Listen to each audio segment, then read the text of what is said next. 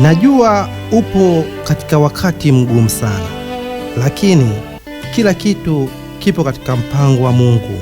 Zuri au baya yatakiwa tulipokee ili tukabiliane nalo.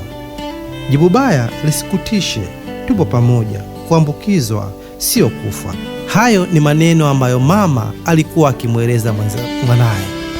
Tuliona part 2 tulipokuwa tumeishia. Mtoto ameenda kupima. Basi leo tunaanza part 3. Na kuomba subscribe akaunti hii uendelee kupata simulizi nyingine nzuri kabisa. Gonga like, weka comment yako. Ni mimi D Kata. Basi leo tunaendelea na story. Wakati huo jina langu liliitwa ndani kuchukua majibu. Nilitulia kwa dakika moja bila kutikisika wala bila kunyanyuka. Mama alinivutia kwake na kunikumbatia, kisha aliniruhusu nipokee majibu. Moyoni nilishindwa nimlaumu nani, japo anko alijijua na kunifanyia kitu kama kile. Niliingia hadi chumba cha ushauri. Nilipofika nilikaa kwenye kiti kusubiri majibu yangu. Palipita utulivu huku mshauri akipitia majibu yangu, nami nilitulia tuli huku mapigo ya moyo yakienda mbio. Baada ya kutulia zaidi ya dakika nzima bila maelezo yoyote, mtu anasaa aliniita jina langu. Eren. Nikamjibu abe. Nilitikia kwa mkato. Umejiandaa vipi kupokea majibu yako? Nikamwambia mpaka naamua kuja kupima nilijiandaa vilivyo na kuwa tayari kwa jibu lolote litakalotokea mbele yangu, kwa vile sina wa kumlaumu. Ukisikiliza kauli hii utajua kabisa ni mtu aliyekata tamaa. Basi mshauri akamwambia, una uhakika gani kama mwenzako ameathirika? Akamwambia hilo halina mjadala, mkewe ndiye aliyesema. Si kweli, uhakika ni kupima kujua afya yake. Akasema sawa, lakini naomba jibu langu. Basi mshauri akamwambia, kwa hiyo majibu nikupe sasa hivi au nikupe kwa siri? Dada yangu, kuna siri gani? Wewe lipasue hilo jipu, nivune nilichopanda, nilimjibu mshauri kwa macho makavu. Akaniatizama kisha akasema, bado majibu yako yanaonesha. Aliposita kidogo, nilihisi mwili kupandwa na joto la ajabu na kunifanya nitokwe na jasho jingi. Nilimsikia akirudia, dada, majibu yako yanaonesha damu yako ni safi, alinieleza huko akitabasamu. Kauli ile nilisikia, lakini sikuamini. Niliona kama nipo ndotoni. Nilijikuta nikimuuliza, eti unasemaje? Akasema, ni kweli majibu yako ni safi, ndiyo maana ulitakiwa upime na mwenzio ili ujue na afya yake pia. Lakini dada, kuna umuhimu gani wa kupima mtu wakati mimi afya yangu ni nzuri, lakini na mwenzangu atakuwa na afya nzuri? Ni wazi watu waliopandikiza maneno ili tuachane. Yaani ghafla Eren alianza kumtetea anko wa benki. Mshauri akamwambia, hapana mdogo wangu, bado sikumwamini kwa vile wewe umejikuta salama. Uwezi jua, labda ni mgonjwa, la muhimu ni kwenda naye kupima ili upate uhakika. Sawa, lakini hapa yeye alinihakikishia afya yake ni salama na kuwa tayari kwenda kupima wakati wowote. Itakuwa vizuri kabla kukutana naye kimwili mkapime ili mjue afya yake. Vilevile hiyo haitoshi, mtatakiwa kutumia kinga hadi miezi 3 mtakaporudi kuhakikisha afya zenu.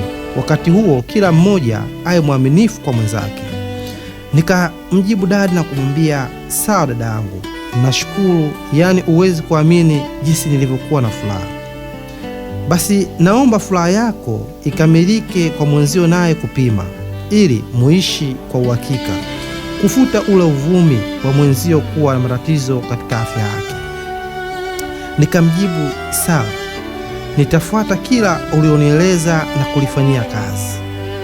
Kiukweli nilijawa na furaha. Nilimkumbatia na mshauri na kutoka naye nje. Nilimkuta mama akinisubiri kama kawaida yake. Aliniwahi na kunikumbatia. Sikuacha kutokwa na machozi ambayo yalikuwa ya furaha kwa mara nyingine kukutwa nipo safi. Mama akasema, vipi mwanangu? Nikamwambia mama, majibu yangu ni mazuri, nipo salama. O Mungu mkubwa, inatosha sasa. Kauli ya mama ilinitisha kidogo. Inatosha nini mama? Akasema, kuanzia leo nisikuone na yule mwanaume. Nasema inatosha, nimechoka kila siku kupatwa na ugonjwa wa moyo. Anakupenda lakini bado mapenzi yake unayapigia teke. Mama, huwezi kumhukumu anko bila kuwa na ushahidi wa kutosha. Nina uhakika kama mimi nipo salama na yeye yupo salama. Ele na mwanangu, naomba uwe mwelewa. Kwa nini unakuwa mbishi? Mama, hata wewe ulinieleza kuwa usimhukumu mtu kwa macho, bali kuwa kujua afya yake, tena kwa kupima. Ni kweli, nakuomba kama unataka kuendelea na anko wako, basi tuondoke wote mguu kwa mguu kuja kupima, ili nipate uhakika nami nijue ugonjwa sikuupata kwake na maneno ya mkewe ni ya uongo. Sawa mama, ili kupata ukweli nitampigia simu ili tuje pamoja leo hii kupata ukweli na kung'oa mzizi wa fitna. Kiukweli yale maneno mama yangu aliyakubali kwa shingo upande, akawa mnyonge. Basi baada ya kukubaliana na mama, nilimpigia simu anko aje pale kituoni cha kupima afya na kutoa ushauri kwa wagonjwa pamoja na vijana. Simu upande wa pili ilipokelewa. Alo mpenzi, unasemaje? Nikamwambia, ni hivi, kutokana na kauli ya mkeo kuwa wewe ni mwathirika, naomba uje ili twende tukapime kwenye kituo cha afya kilichopo karibu na benki NMB. Ellen, mimi ni mtu mwenye hadhi, siwezi kwenda kwenye vituo vya uchochoroni. Nikamuuliza, kwa hiyo? Akasema, njoo ofisini unipitie, twende kwenye hospitali moja yenye hadhi yangu tukapime, japo nilishakueleza mimi ni salama. Ili kuhakikisha, njoo twende ili kuondoa ule wasiwasi wako. Basi hakuna tatizo, nakuja sasa hivi. Okay, nakusubiri. Nilikata simu na kumgeukia mama ambaye aliniwahi kwa swali, vipi, amekubali? Lakini ndiyo, lakini amesema twende kwenye hospitali kubwa yenye vifaa vya kisasa. Mama akasema, hakuna tatizo sasa hivi. Nikasema sawa, basi tusipoteze muda, tuongozane pamoja. Tuliingia kwenye gari na kuelekea kazini kwa hanko. Tulipofika nilimjulisha nimefika na msubiri nje. Alinieleza anatoka baada ya dakika chache. Baada ya dakika kama 5 anko alitoka na kuja hadi kwenye gari langu. Nilimuona akishtuka kidogo baada ya kumuona mama. Vipi, upo na mama? Nikamwambia ndiyo, ingia garini twende. Hapana, tutatumia gari langu.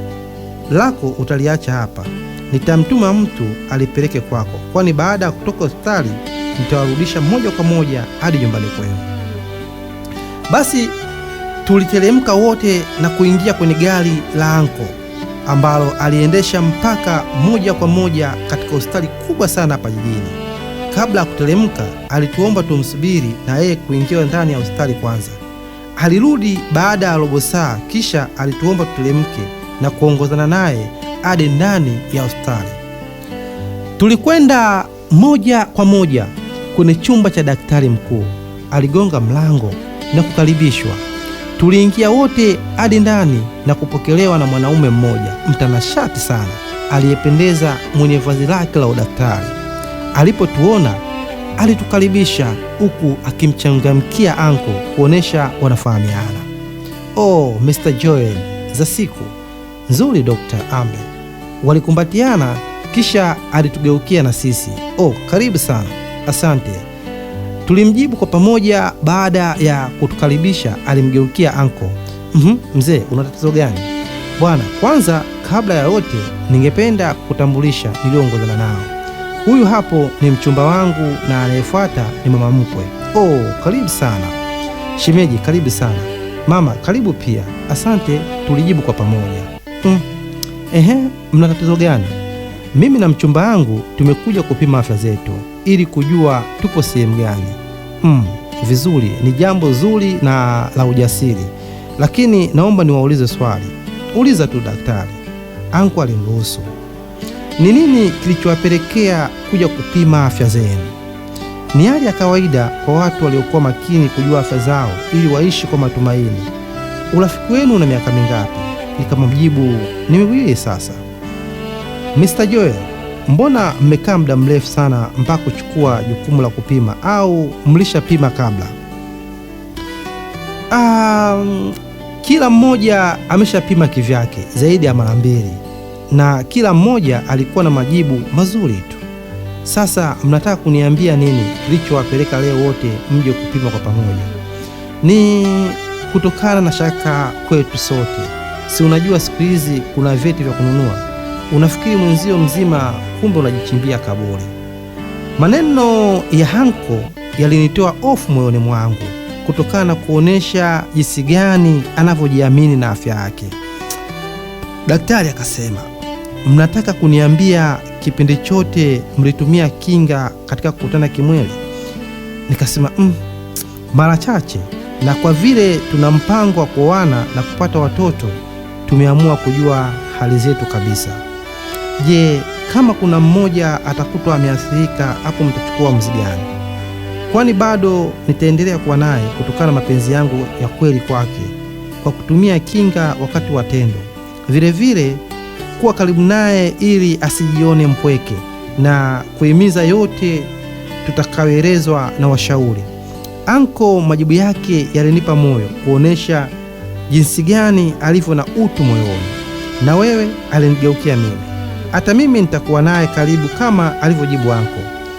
Shem, nikikuangalia bado ni msichana mdogo sana. Una mtoto?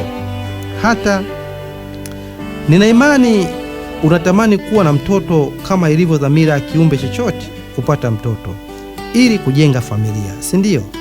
Swali kama imetokea mwenzako ameathirika naye kuendelea kuwa naye kwa kukutana kwa kutumia kinga, vipi kuhusu swala la mtoto?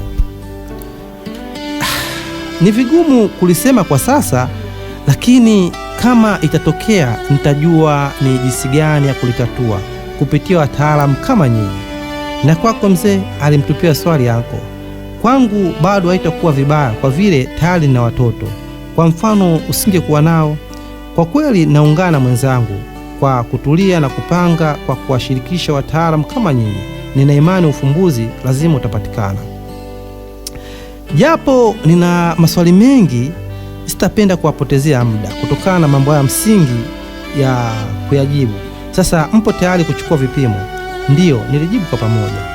Basi baada ya kujibu, daktari alichukua kitabu cha karatasi za vipimo na kuandika majina kila mmoja na kutueleza chumba cha kuchukulia vipimo, yani maabara.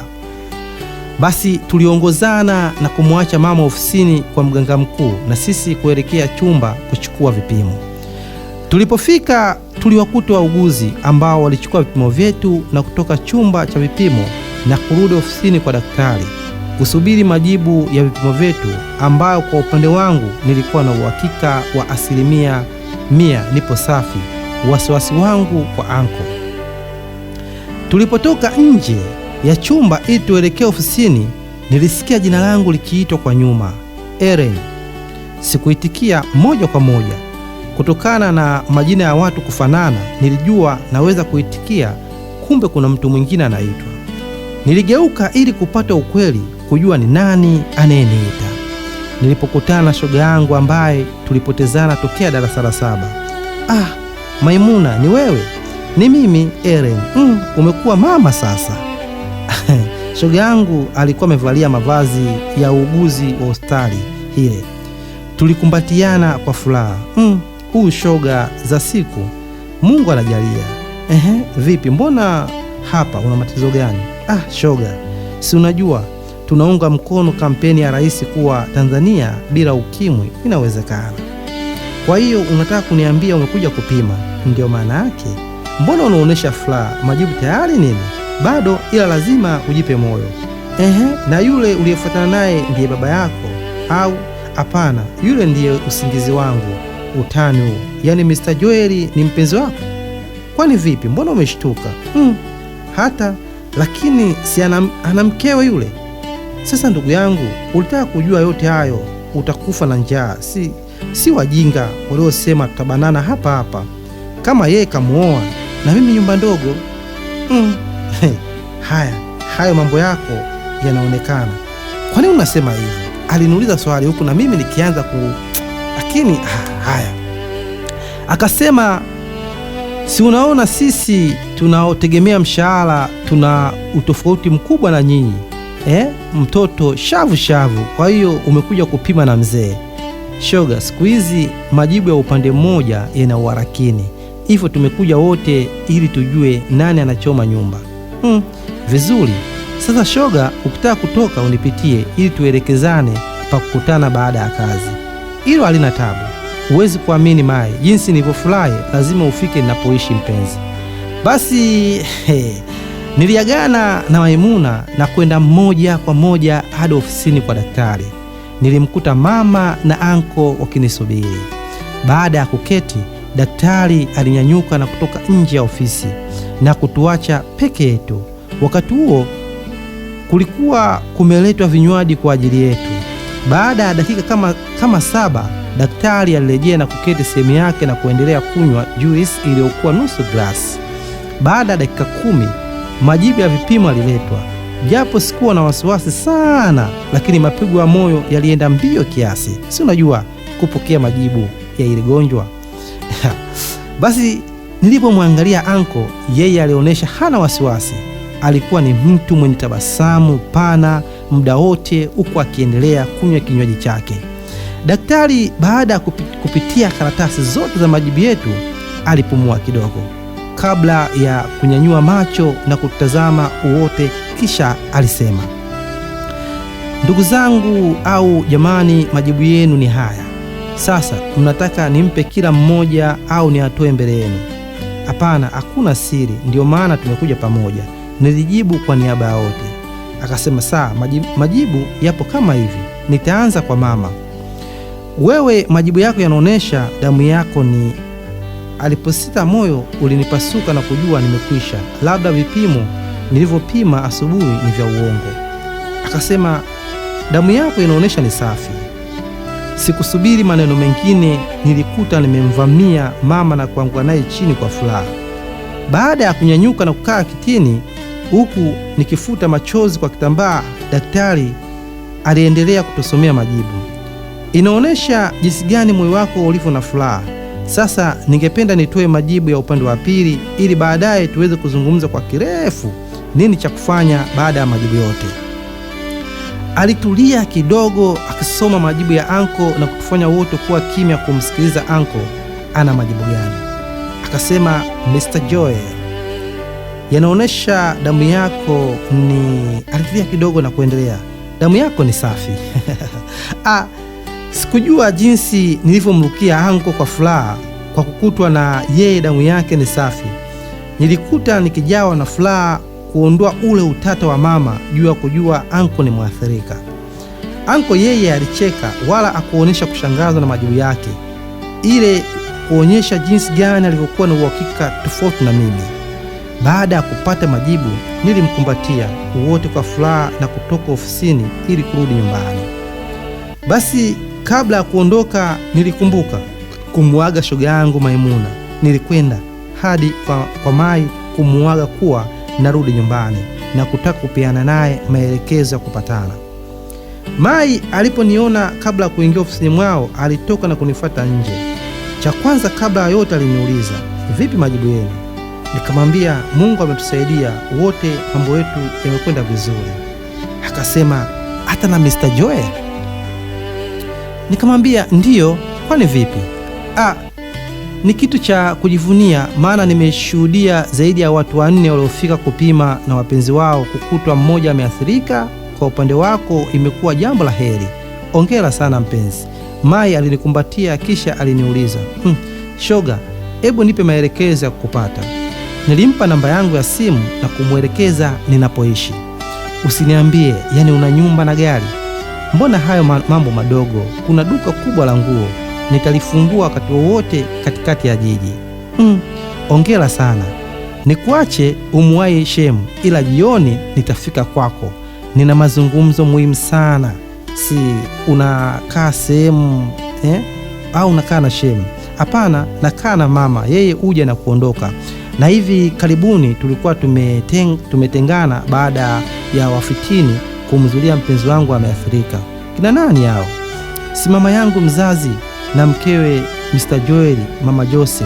Walimpakazia, ni wivu tu. Nashangaa hata mama yangu kunionea wivu, lakini leo limewashuka. Basi niliagana na Mai na kumwahi mama na anko ambao walikuwa wameshaingia kwenye gari. Anko aliponiona aliniuliza, vipi, mbona umechelewa? Nikamwambia nilipitia msalani mara moja. Nilimdanganya sikupenda naye ajue nimechelewa kwa sababu gani. Tuliingia kwenye gari na kurudi nyumbani, huku hakipanga siku ya pili kufanya sherehe ya kunivisha pete ya uchumba. Kabla ya kuondoka alinijulisha kuwa siku ya kesho yake ningekwenda kufungua duka langu kubwa la nguo pale Kariakoo. Niliona jinsi gani Mungu alivyoniwashia taa mafanikio, japo mama yangu alionekana kutofurahishwa na mafanikio yale. Basi ajabu, baada ya kutoka hospitali mama alionekana kutokuwa na furaha, kitu kilichonitia wasiwasi. Nilijiuliza, nikamuuliza na mama yangu, alipenda anko akutwe na ugonjwa, kwa nini asifurahie mwanaye nipo na mwanaume ambaye yupo salama? Majira ya saa 1 za usiku simu yangu iliita. Nilipoangalia ilikuwa ya Maimuna. Nilipokea na kuzungumza, alo shosti, lete habari. Akasema, Ellen, nimefika, nipo karibu na kwako, lakini barabara inanichanganya. Okay, nakuja mara moja kuchukua. Uko wapi? Akasema, nipo njia panda. Nilitoka nje na kwenda hadi njia panda na kumkuta Mai ambaye nilimchukua na kwenda naye hadi nyumbani. Nilimtambulisha kwa mama ambaye alifurahia. Oh, karibu mwanangu. Asante mama. Shoga, karibu sana. Nilimkaribisha huku nikienda kwenye jokofu kumletea kinywaji. Baada ya kumletea kinywaji, nilikaa naye pembeni yake nikiwa na shauku la kumsikiliza shoga yangu nilopotezana naye kipindi kirefu sana. Lete story. Ni muda mrefu. Nilianzisha mazungumzo. Akasema, ni kweli Ellen, vipi kuendelea? Nilijua sasa utakuwa upo chuo kikuu. Nikasema, we acha tu. Mambo yaliingiliana na kunifanya niache njiani. Una maana kwa sasa unajishughulisha na nini? Kwa kweli sina cha kufanya zaidi ya kulelewa na shemeji yako, na kila unachokiona hapa ni yeye. Ongera shoga. Asante. Vipi wewe, umeshaolewa? Bado, ila shemeji yako ni yule daktari hospitali ninaofanya kazi, tuko mbioni kukamilisha. Nina imani kila jema Mungu atalipa wepesi. Nitashukuru. Samani Ellen, sijui. Mai kidogo aliingiwa na kugumizi, kitu kilichonifanya niwe na wasiwasi na swali lake. Vipi Mai, mbona hivyo? Akasema, sijui nitakachokizungumza akitakuchukiza, kwani Ellen, wewe ni rafiki yangu wa siku nyingi na shule ulikuwa mtu wangu wa karibu. Nakumbuka mara nyingi ulikuwa mstari wa mbele kutuasa wasichana tujiepushe na ngono. Nikamwambia ni kweli kabisa. Asema, amini usiamini, maneno yako ndio yalonifikisha hapa nilipo.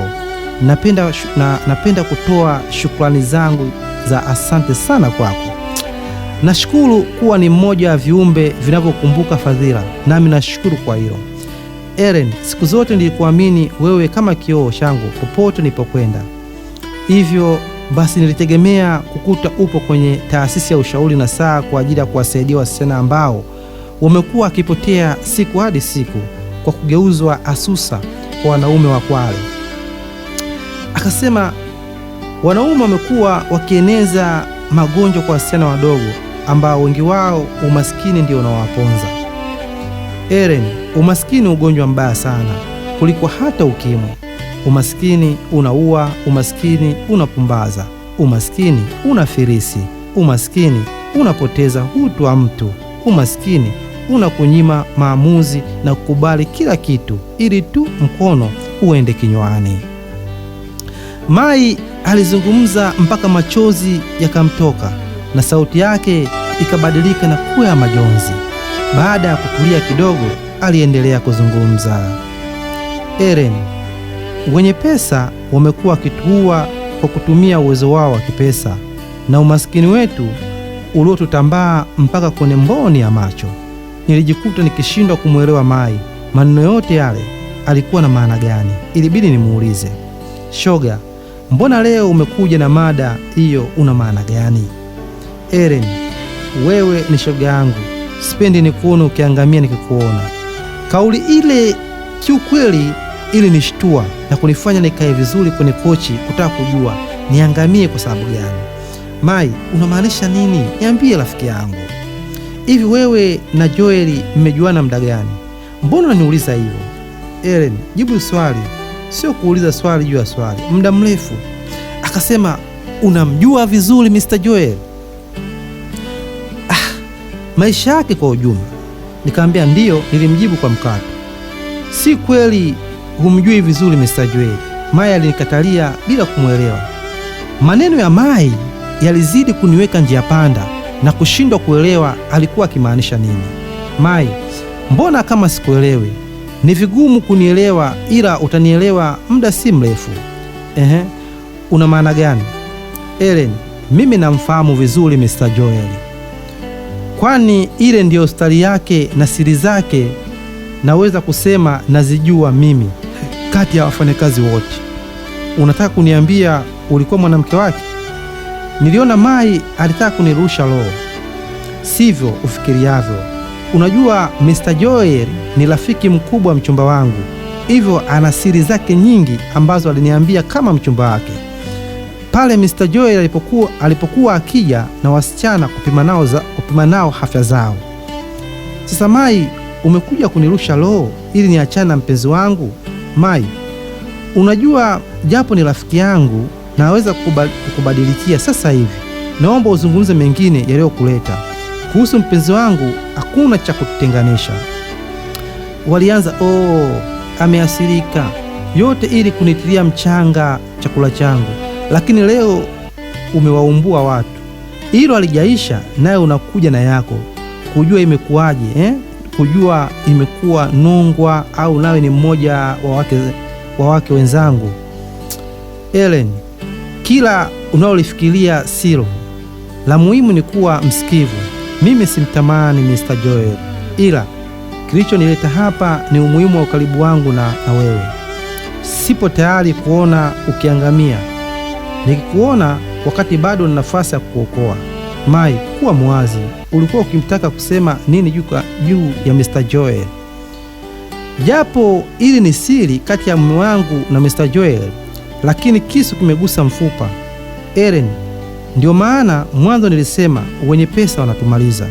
Kubali usikubali, Mr. Joel ni muuaji mkubwa. Kauli ile ilinifanya nihisi kama kuna kitu kimechoma katikati ya moyo wangu. Mungu wangu. Mai, una maana gani kumuita mpenzi wangu muuaji mkubwa? Ellen, ndugu yangu, yule ni hatari sana. Anatumia pesa zake kueneza virusi vya ukimwi kwa wasichana na mwanamke yoyote mzuri.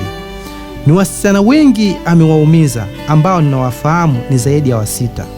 Mai, ni maneno gani hayo ya uongo unayoyaleta? Nilikuona tokea mwanzo ukimtolea macho mpenzi wangu tangu nilipokutambulisha. Kwa hiyo naomba utoke taratibu kabla sijakasirika. Nilimbadilikia shoga yangu. Ellen, hebu punguza mukali. Ninachokizungumza ni kwa faida yako leo na kesho. Tusije nyoshiana vidole au kulaumiana kwa kujua jambo na kukaa kimya. Nimesema toka. Kama utaki nitakumwagia maji ya moto. Unajifanya rafiki kumbe mnafiki. Toka kabisa. Nilijikuta nimepandisha jazba na kumfukuza Maimuna kwa sauti ya juu, kitu kilichomfanya mama atoke chumbani baada ya kutuacha tuzungumze. Alipotoka alinikuta nikimnyanyua Mai kwa nguvu ili nimtoe nje, japo Mai aling'ang'ania kama shetani wa kutumwa. Ellen, vipi tena? Mbona hivyo? mama, huyu ni mmoja wa maadui zangu. Maadui zako tena? Kwa nini? Hebu mwache kwanza. Mama aliingilia kati. Kila kukicha maadui wanaongezeka juu ya penzi langu na anko. Wananiona na faidi naye. Huyu kaja na mapya. Mama, leo mwenyewe umeamini kuwa anko afya yake ni salama. Yeye analeta umbea kuwa anko ni muuaji. Kamuua nani? Kama alikataliwa si yeye? Hebu punguza jazibeti mwanangu, tatizo nini? Mama alimuuliza Maya. Maya akasema, mama, sikiliza, mimi na Ellen ni marafiki kwa muda mrefu sana. Sema tulipoteana.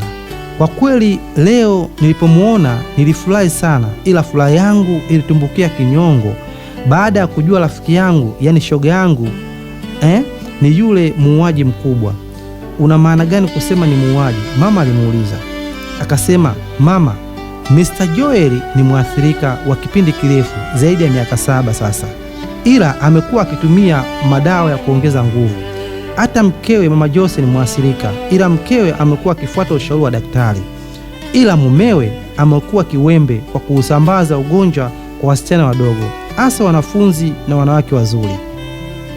Kwa vile hamumjui vizuri, Hule sasa hivi si mwili wake, alikuwa na mwili mkubwa sana, ila kutofuata ushauri, kila kukicha akija hospitali anapungua uzito. Yalikuwa maneno mapya yalionifanya nirudi hadi kwenye kochi na kukaa. Nilifikiria kauli ya Maimuna ilikuwa na ukweli gani? Kwa nini unasema hivyo wakati leo tumetoka kupima na kukuta wote wapo salama? Mama alimuuliza.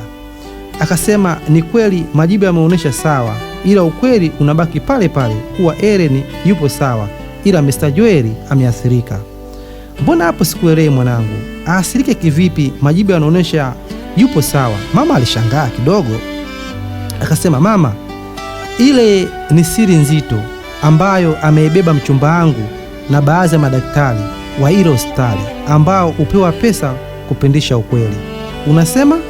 Nilijikuta nimelopoka na kukaa kitako. Ukweli ndio huo.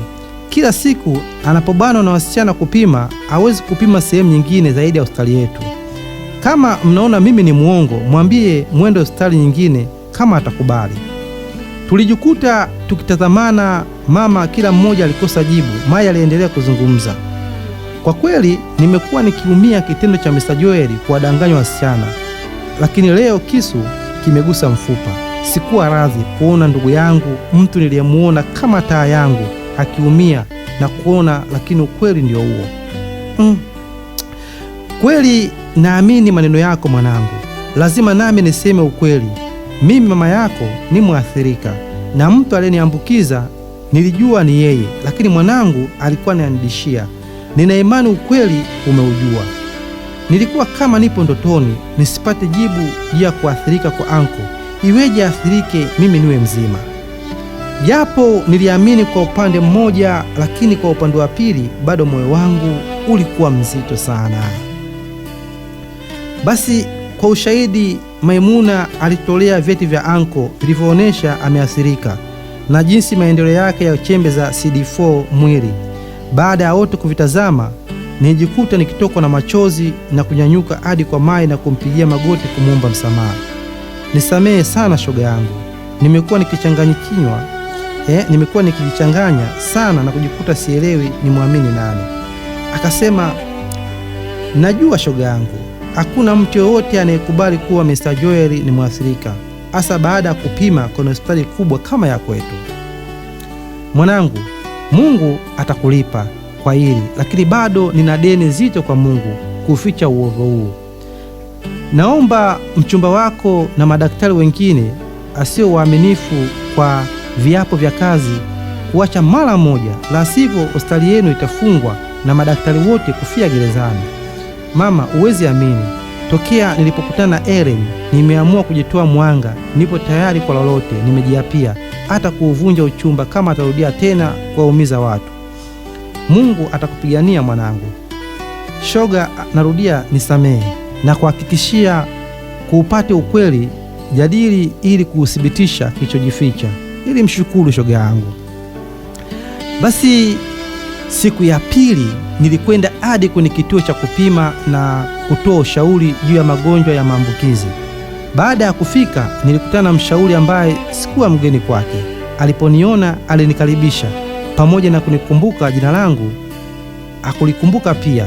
Karibu mdogo wangu. Asante dada yangu, kama sikosei ni jana tu ulikuwa hapa. Ni kweli dada yangu. Ulikuwa na tatizo gani? Nilikuwa na swali moja juu ya maambukizi ya ukimwi. Uliza tu. Hivi kuna uwezekano mtu mwenye ukimwi kutembea na mtu asiye na ukimwi na asipate maambukizi? Akasema ndiyo. Kwa nini? Inategemeana na damu ambayo ulionayo, ambayo hairuhusu virusi kuingia mwilini. Ina maana mtu kama huyo, kama ni mwanamke, anaweza kuwa na mwanaume mwenye virusi na kuweza kuzaa naye? Ndiyo. Bila maambukizi? Ndiyo. Yaani ukutane naye bila kinga usiambukizwe? Ndiyo. Ni hivi, mwenye maambukizi ya ukimwi akitumia dawa vizuri kwa muda, virusi hufubaa na kukosa nguvu. Hata mkikutana kunakuwa hakuna tatizo. Okay. Kumbe na mtoto nitakayemzaa hatapata maambukizi. Kama mama atakuwa salama, basi mtoto atakuwa salama.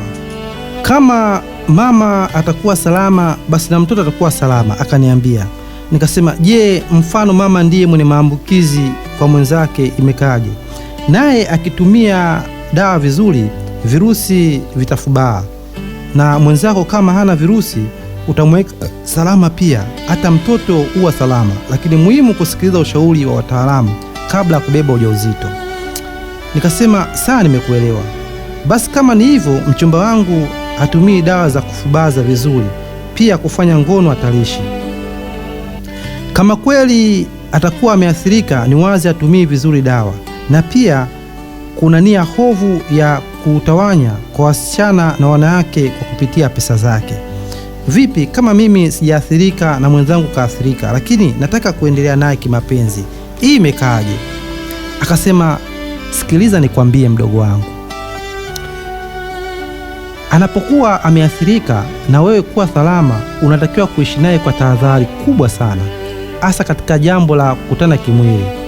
Huwezi kujua nguvu ya chembe zako hai zinaweza kukosa nguvu kama kila siku utazipiganisha na maradhi. Hivyo inaweza kuwa rahisi hata magonjwa mengine kukuingia na kusababishia mwili wako kukosa kinga na kukufanya ufe kwa urahisi. Na mwenye ukimwi wa muda mrefu hawezi kupoteza nguvu kwa muda gani? Inategemea usikivu wake kwa kufuata ushauri wa wataalamu. Kama atakuwa mfuatiliaji mzuri wa masharti, ataishi kwa muda mrefu huku afya yake ikiwa nzuri. Lakini akienda kinyume na hapo, lazima mwili wake utapoteza nguvu na kufa haraka au kuandamwa na maradhi ambayo yatamtesa mpaka kifo chake. Mbona kuna mtu ambaye anaonekana ni mwathirika wa muda mrefu lakini bado anaendelea kuishi na hali yake nzuri tu japo afuatilii matibabu? Sio kweli. Kama ufuatilii masharti, lazima kuna mabadiliko mwilini mwake, na atakapopatwa na ugonjwa wowote ni rahisi kufa. Pia wapo wanaofanya mtindo wa kubadili damu kwa wenye pesa, lakini huwa hawajui kila wanapokwenda kinyume na masharti uchosha mwili na siku moja ufa kama maradhi ya afya zao. Wengi huwa hawajui mwili unapopoteza kinga utakiwi kufuata masharti ili kuweza kuwa salama muda wote. Yaani unatakiwa ufuate masharti ili uweze kuwa salama muda wote. Usifikiri kubadili damu au kula madawa makali na kwenda kinyume na masharti. Mwili uchoka na kufika kipindi ushindwa kufanya kazi na mtu kufa ghafla. Naelewa ya binti? Basa, kwa hiyo unataka kuniambia hata mtu mwenye afya asiyefuata masharti hukumu yake ni hiyo? Ni kweli kabisa. Sasa dada yangu, nilikuwa na tatizo moja leo nirudisha kwako leo. Ni hivi, nina rafiki wa kiume mtu mzima hivi ambaye ana mke, lakini kila kona wanasema kuwa ni mwathirika, lakini jana tulipopima alionekana yupo salama. Sasa tatizo ni nini? Bado kuna watu wamenihakikishia kuwa ni mwathirika kwa ushahidi wa vyeti. Sasa utanisaidia vipi? Akasema, mimi nakushauri usisikilize maneno ya watu. Kwa vile mmepima mmeonekana wote mpo salama, subiri miezi 3 mkapime tena ili kujua ukweli wa mambo. Kuna mtu amesema kuwa anko ananunua vyeti. Hapo kuna ukweli gani? Hapo pagumu kidogo.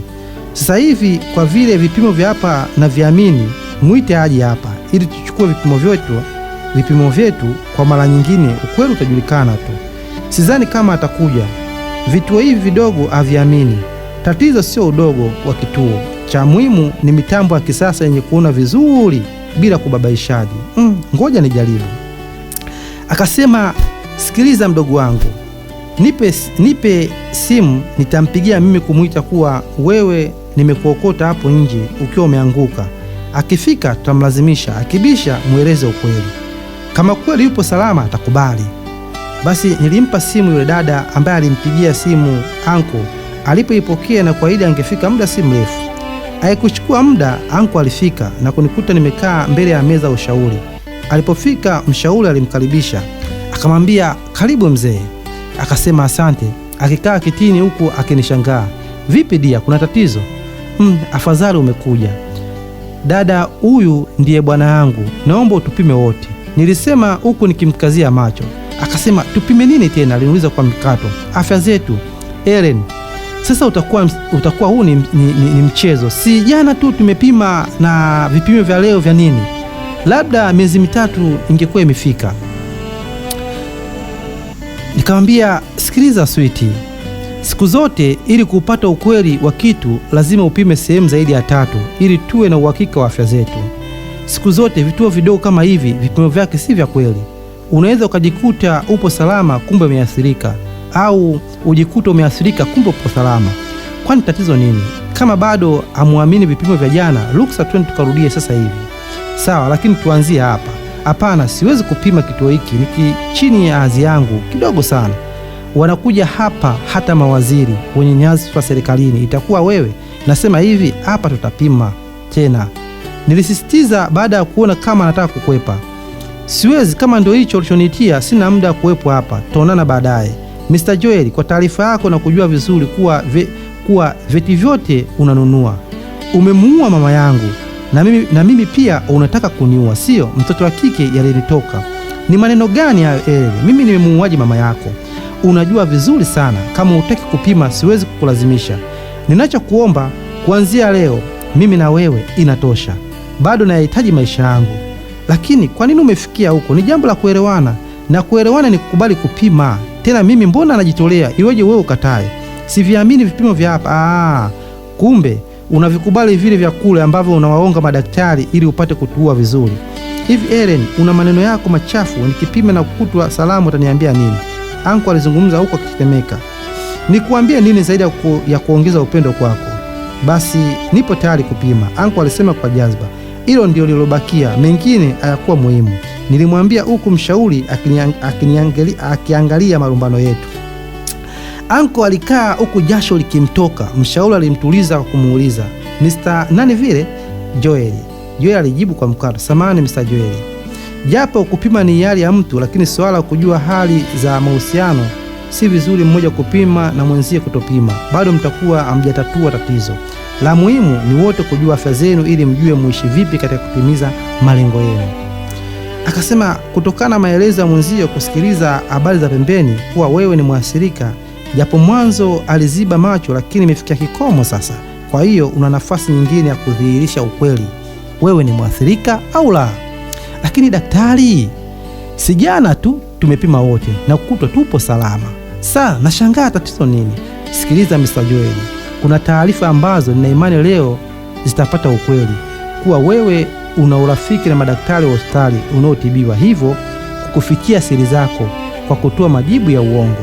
Nani kasema habari hizi za uuaji? Anko macho alimtoka. Si wakati wa kutafuta mchawi. Vipimo ndivyo vitakavyowaonesha wachawi wenu. Tupime. Mshauri baada ya kuandika majina yetu tulikwenda chumba cha kupima vipimo, kisha tulirudi kwenye kiti kusubiri majibu ambayo yalichukua robo saa. Baada ya majibu kufika pale mezani, nilishangaa kumwona anko akijipekua kama amepoteza kitu. Alitoa pochi yake na kutoa noti 10,000 na kunipa. Ellen, niletee vocha ya simu mara moja. Mwache tu, nitamtuma mtu afuate. Mshauri aliingilia kati maongezi. Hapana, kwenye pesa huwa simwamini mtu, wala tu wacha tu my darling afuate. Sikutaka mabishano. Nilinyanyuka na kutoka nje ya kituo, kwani maduka yakuwa mbali. Nilinunua haraka na kurudi ndani. Nilishangaa Mjomba alinyamaza ghafla baada ya kuniona kuniuliza, vipi, umepata? Ndiyo. Vizuri. Samahani mpenzi, nilisahau kuagiza ya 20,000. Naomba uniletee nyingine. Dia, hebu kwanza tusikilize majibu mara moja, nyingine tutanunua tukitoka. Mwache tu kwanza, si unajua kama wateja wengine tumewagandisha kwa kipindi kirefu kwa ajili ya kuwapa upendeleo kutokana na uzito wa tatizo lenu. Okay daktari, lakini iwe hivyo hivyo, Mr. Joel alimwambia mshauri nasaha. Nilijiuliza iwe hivyo hivyo nini? Sikutaka kuhoji, nilikaa kitini kusikiliza majibu yetu. Baada ya utulivu wa dakika moja, mshauri alituita majina yetu. Akasema, Ellen, Abe, Mr. Joel. Naam. Majibu yenu kama ifuatavyo. Ila kwa yeyote ambaye hatakubaliana majibu haya, bado ana nafasi ya kwenda mbele zaidi kupata ukweli. Lakini kipimo chetu ni cha uhakika na kutoa majibu kweli yasiyo na utata hata kidogo. Mshauri alitulia na kumeza mate na kupitisha jicho lake kwa kila mmoja, kisha alisema, ila kabla sijatoa majibu, nini malengo yenu? Nikasema, ni kuwa mke wa pili wa mzee Joel. Nilijibu, kwa mfano mzee Joel ameathirika na wewe mzima, utapokeaje majibu yako? Nitayapokea kama yalivyo, lakini sitaendelea na mwenzangu kwa vile hakuwa mkweli kwangu. Hapana yeye, hapo utakuwa hujamtendea haki mwenzako. Ina maana wewe ukikutwa nao na yeye hana, utachukua uamuzi gani? Nitamsikiliza mwenyewe anasemaje. Uamuzi wote atakaotoa itakuwa ni sawa kwa upande wangu. Eti Mr. Joel, vipi ukikutwa hupo sawa na mwenzako ameathirika, utachukua maamuzi gani? Aliulizwa Mr. Joel. Kwa upande wangu, kwa vile nina mapenzi ya dhati kwa mwenzangu, sitamtenga. Nitakuwa naye bega kwa bega hadi mwisho wa maisha yake, kwa muda wote kuwa karibu yake, ili kumtoa mawazo potofu kuwa mwenye virusi hana rafiki, au rafiki na mwenye virusi ni mwenye virusi mwenzake. Asante sana Mr. Joel kuonesha ukomavu kwenye janga hili ambalo wengi huwatelekeza wenza wao. Je, kama wote mmejikuta mpo salama, mtafanyaje? Nitaanza na Ellen. Mimi nitamshukuru Mungu kwa kunilinda. Pili, nitazidisha mapenzi yangu kwa mwenzangu, na tatu, nitaendelea kuwa mwaminifu kwake. Vizuri Ellen. Na mzee, mimi nitamshukuru Mungu na kuendelea kuwa mwaminifu na mwenye mapenzi ya vitendo yenye kutoka chini ya uvungu wa moyo wangu na kumtimizia vyote nilivyokuwa nimemwahidi. Nashukuru nimwasikiliza. Ni watu mmenyoosha mapenzi ya kweli kwa kila mtu kwa mwenzake. Mwisho, vipi kama wote mmejikuta mmeathirika, mtachukua uamuzi gani? Swali lile kidogo lilinitisha na kuonesha ukweli fulani, lakini nilijikaza ili kupata ukweli. Ellen, naona kama upo mbali kidogo, aliniuliza baada ya kuhama kimawazo. Nipo sawa, nilimjibu huku nikijiweka sawa kitini. Utachukua uamuzi gani? Kwa vile mimi nipo chini ya mtu, nitamsikiliza mwenzangu anasemaje. Sawa, lakini nataka maoni yako mwenyewe. Nitaendelea kuwa karibu na mwenzangu na kuwa mshauri mwema katika kufuata yote tutakayoshauriwa na daktari na kufuata nitakachoelekeza kulinda afya zetu. Vizuri sana Ellen na mzee wangu. Mimi naamini ukimwi si kifo, bali ni ugonjwa unaotakiwa kufuata masharti yake ambao humfanya mtu aishi maisha marefu bila matatizo. Hivyo basi nitakuwa bega kwa bega na mwenzangu kuhakikisha atuende nje ya masharti ya kuishi kwa usalama. Akasema, nashukuru kwa uelewa wenu mkubwa ambao utanisaidia kuyasema majibu yangu bila hofu. Alitulia kwa kuzichukua karatasi za majibu juu ya meza na kuzipitia kwa mara ya mwisho, kisha alituuliza swali. Mmesema mna mahusiano yenu ya muda gani? Ni mwaka wa 3 sasa, nilijibu kwa niaba wote. Na katika mahusiano yenu huwa mnatumia kinga au bila kinga?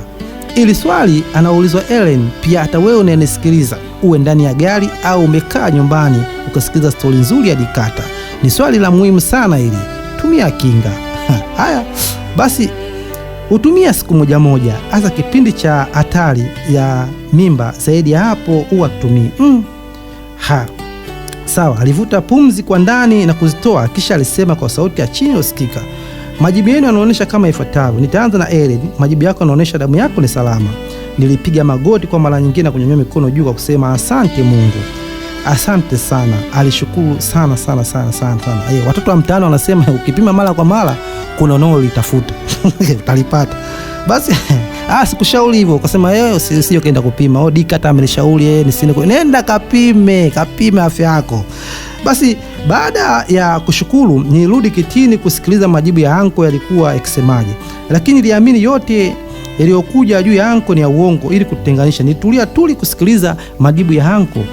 Akasema majibu ya upande wa pili, yani ya Mr. Joel, yanaonyesha damu yake ni cha. Akumalizia, anko alimkata kauli, muongo mkubwa wewe. Ndio maana nilikataa kupima vipimo vya uchochoroni. Nilimshika anko na kumkalisha kiti huku nikimuomba awe mtulivu. Mpenzi, tatizo nini? Hebu tumsikilize kwanza, nawe utazungumza na kuomba uwe mpole. Hapana Ellen, huyu binti anataka kunivunjia heshima yangu tu, anko alisema huku jasho likimtoka kwa wingi kwenye paji lake la uso. Baada ya kutulia huku akitweta, nilimruhusu mshauri aendelee. Kwanza, kabla ya kumalizia kutoa majibu, kuna kitu nataka nikiweke wazi. Mr. Joel, kwa tabia yako utaendelea kueneza ukimwi kwa kutumia pesa zako kuwaonga washauri na madaktari wasiojua thamani ya maisha ya watu. Hivi hiyo $500,000 yako inalingana na uhai wa Ellen? Kama kweli ulikuwa ukimpenda Ellen, kwa nini usimwambie ukweli kuwa wewe ni mwathirika, ili mjue mjikinge vipi kuliko kueneza bila uoga? Ni kweli nina shida na hela, lakini si kwa mtindo huu. Nimejitoa kufanya kazi hii kwa ajili ya kuokoa maisha ya watu na si kuangamiza maisha ya watu. Kwa nini unaonekana ni mwelewa, lakini si kwa vitendo, zaidi ya kuzungumza mdomoni, lakini moyoni una dhamira mbaya? Mr. Joel, kuwa na virusi vya ukimwi si aibu. Siku hizi watu wanaelimika. Kujitangaza ni kujikinga na kujiingiza kwenye vishawishi vya kufanya ngono na watu wasiokujua. Hivi ni wangapi katika dunia hii wenye mawazo ya kiuaji kwa kuusambaza ukimwi kwa watu wasio na hatia? Akasema si kwa wanaume, hata wanawake wengi wamekuwa na tabia hiyo. Wanapojijua wameathirika na wana pesa, kutumia pesa zao kufanya mapenzi na vijana wadogo kwa kuwapa pesa nyingi na kufanya nao mapenzi bila kinga. Huo si ujanja, bali ni kuliangamiza taifa ambalo nguvu yake kubwa ni vijana. Hivyo na kuombeni, kama tulivyozungumza awali, bado na nafasi ya kuendelea kuwa pamoja na kutumia kinga na kupunguza kukutana kila wakati ili kuupa mwili nafasi ya kujenga uwezo wa kujilinda. Namalizia kwa kutoa ushauri kwa wote waliojitoa kuokoa maisha ya watu. Jua janga lote si ukimwi tu, wajitoe kwa ajili ya kuokoa, si kuangamiza. Pesa utakayopewa ili upindishe ukweli, hujui ni bomu ambalo hata wewe linaweza kukulipukia. Hivyo basi, tuwe wa kweli na wawazi kwa yote anayetaka kuangamiza wenzake kwa ajili ya pesa zake ili wafu watu wengi. Hiyo ni kitu kibaya sana. Ni nani aliyekuambia ukimwi ni kifo? Ukimwi ni ugonjwa kama ugonjwa wengine wowote. Unaweza kufa na ugonjwa mwingine tofauti na ukimwi, na mwenye ukimwi akaendelea kuwepo. Ndugu zangu, kama majibu yanavyoonyesha, mmoja yupo safi na mmoja ameathirika. Ni wazi Mr. Joel ulishapata ushauri juu ya ukimwi mara ya kwanza ulipokuwa nao, na kuomba ufuate ushauri wa washauri ili uishi muda mrefu. Ina maana kwamba Mr. Joel alipomtoa 10,000 na kumtuma Ellen, alitaka kufuna jambo hapa la kupenyeza $500,000, lakini dada amebaki na msimamo wake. Hii ni hatari sana ndugu unanisikiliza. Basi mwisho na kuombeni muondoke salama na kuendelea kuwa karibu na mwenzako katika kupeana moyo na kufarijiana. Siwezi kuendelea kuwa na muuaji mzoefu. Kumbe umenituma vocha ili uniue. Asante dada yangu. Tanzania tukiwa kama na moyo wako, ile kauli mbiu ya rais, Tanzania bila ukimwi, inawezekana. Lakini kwa waliotanguliza maslahi yao binafsi ambayo hayanufaishi nchi, kauli hiyo itakuwa sana kumpiga mbuzi gitaa. Nijikuta nazungumza katika hali ya uchungu sana. Kugundua anko kila siku alikuwa akinizunguka na kuitafuta roho yangu kama Ziraeli mtoa roho, aisee, ili niumiza sana. Hapana mdogo wangu, bado una nafasi ya kukaa chini na kuyazungumza. Nina imani atakuwa mwelewa baada ya kutoka hapa. No, sivyo hivyo. Dada, huyu bwana hafai. Lazima nimfungulie kesi kwa kosa la mauaji. Hapana, usifanye hivyo. Watu hawa ni kuwaelimisha tu. Hivi ni wangapi wameambukiza, akiwemo mama yangu mzazi. Akulizika, alitaka na roho yangu. Ellen ni shetani, lakini bado nakupenda. Nina mipango mingi juu yako. Anko alinipigia magoti mbele yangu na kuniomba msamaha. Mipango mingi ya kuniondoa duniani, kwa kuwaonga wote watu wanaojihusisha na upimaji wa maambukizi ya ukimwi. Samani Mzee Joel, pesa yako hii hapa. Yule mshauri alitoa $500,000 na kumpa anko, lakini niliziwahi na kuzichukua, kisha nilimrudishia yule mshauri. Asante yako kwa kuokoa maisha yangu. Hapana, nashukuru. Mshauri alizikataa. Si kweli, ulichokifanya ni ujasiri wa ajabu. Hii hela nakupa mimi, naomba upokee. Alizipokea zile hela, kisha nilimuaga na kuondoka, huku anko akinifuata kwa nyuma. Nilipofika kwenye gari langu, niliingia ndani na kung'oa nanga, japo aliniita na kulikimbilia gari langu. Nilikwenda hadi nyumbani ambako nilimkuta mama na kumweleza hali halisi juu ya hali ya anko na ujanja aliosema Mayo juu ya kuonga watu majibu. Nina imani ukweli ameupata sasa. Unasemaje? Siwezi kumtenga, ila nitakuwa naye karibu kama sehemu ya familia, si mpenzi, na nina mpango wa kutafuta mchumba wa kweli ili anioe. Naamini sasa utaamini kinywa cha mkubwa kinanuka, lakini maneno yake hayanuki. Ni kweli mzazi wangu, ili limekuwa kusudio la Mungu ili liwe fundisho kwa wengine. Nina imani ukijiunga na kikundi cha kutoa ushauri na saa utakuwa mwalimu mwema. Nitaweza kweli? Kwani hao wameweza vipi ushindo wewe unayejua ABC ya maambukizi ya ukimwi? Nitajaribu mama. Tukiwa katika mazungumzo, nilishangaa kumwona anko amesimama mbele yetu kama mwanga aliyekamatwa mchana. Nilijikuta nikipandwa na hasira na kunyanyuka kitini na kumfukuza na kuomba utoke, muuaji mkubwa. Hapana Ellen, hebu nisikilize, nataka kusema nini. Mama aliingilia kati. Hapana, siwezi kumsikiza kwa lolote muuaji. Ellen, nasema rudi nyuma na ukae chini. Hata kama ungeambukizwa nisingemlaumu. Ni wewe uliyeanza kununua veti kuficha ukweli. Leo ndio umejua athari zake. Kauli ya mama inifanya niwe mpole ghafla na kumwacha anko aseme kile kilichomleta. Ndiyo baba, unasemaje? Mama alimuuliza kwa sauti ya chini. Leo nimekuja kuomba msamaha kwako na kwa Ellen kwa kitendo nilichokitenda ambacho si cha kibinadamu. Naweza kusema umejua nimeathirika baada ya mke wangu kupima wakati wa ujauzito. Na wakati huo nimeshaachana naye. Nimeshaachana na wewe, lakini kwa Ellen nilimpenda. Niliogopa kumwambia ukweli kutokana na kumpenda sana. Ninachokuombeni mnisamehe. Nitalipa fidia pia kuanzisha kitengo cha ushauri na saa juu ya ukimwi, ikiwa ni pamoja na kupeleka kusoma zaidi. Hatukuwa na muda wa kumtafuta mchawi, kwa kila mmoja wetu alikuwa na makosa. Hivyo tulikubaliana kwa pamoja kushirikiana kuanzisha NGO kwa ajili ya kutoa matangazo juu ya kujikinga na ukimwi. Basi baada ya muda nilikwenda kusomea mambo ya ushauri nikiwa kama mkurugenzi wa shirika la Bado Tunaishi, likiwa na maana ukimwi si kifo. Kwa ushauri na saa bado tutaendelea kuishi. Baada ya kumaliza tuliajiri watu wengi. Tulianza na mashule, hasa kwa kutoa elimu kwa walimu tabia zao chafu za kutembea na wanafunzi. Kisha tulimaliza kwa wanafunzi kwa kuelewa nini kilichowapeleka shuleni ni elimu na si mapenzi. Pia shirika letu liliandaa kongamano kubwa la vituo vyote vya ushauri na saa na kupima virusi kwa kuwa wa kweli ili kuokoa nafsi za watu. Nilitumia matukio yangu kama somo kwa wote ili tuweze kuwa wa kweli na wawazi wa kuweka maslahi ya taifa mbele kuliko kuweka maslahi binafsi. Shirika letu kwa muda mrefu liliweza kupata misaada mingi kutoka wahisani na kuweza kupanuka na kuzunguka Tanzania nzima kwa kutoa elimu ya ukimwi kwa mafanikio makubwa. Mfano wangu ndio nilotumia kwa kutoa elimu ya kweli. Tuligawa vipeperushi, vitabu bure mashuleni juu ya umuhimu wa elimu na kujilinda na ukimwi. Anko na mkewe walikuwa walezi ambao waliongeza nguvu kwenye kampuni yetu. Namalizia kwa kusema ukimwi upo, lakini sio kifo, ila kwa kufuata ushauri na kutumia dawa vizuri kwa wakati utaendelea kuishi. Kila mmoja asimpime mwenzie kwa macho, bali mkapime wote ili kujua afya zenu. Vile vile usichukulie kipimo cha mwenzako kujua afya yako, bali kupima mwenyewe. Pia kwa wote uliojitolea kuokoa maisha ya Watanzania ili tuendelee ya kauli mbiu ya mkuu wa nchi, Tanzania bila ukimwi inawezekana. Kama tutatanguliza maslahi ya taifa mbele na si maslahi binafsi, inawezekana. Mwisho ni maofisini na mashuleni. Tusipokuwa makini, ukimwi utatumaliza. Nguvu kazi ya taifa, hasa wanaopenda rushwa, ngono, ambao ndio hatari mkubwa katika kueneza virusi vya ukimwi. Namalizia kwa kufuata yote niliyozungumza tokea mwanzo na mkasa huu. Tanzania bila ukimwi inawezekana. Pia hata kama umeathirika, heshimu ushauri kuhusu kutumia dawa vizuri kwa mpangilio. Hakutakuwa salama hata kuoa au kuolewa na kupata mtoto aliye salama. Mwisho namalizia kwa kusema kuugua sio kufa. Ukiugua walinde wenzako. Tupime kujua afya zetu mapema na tukijua tuishi kwa kufuata kanuni za afya.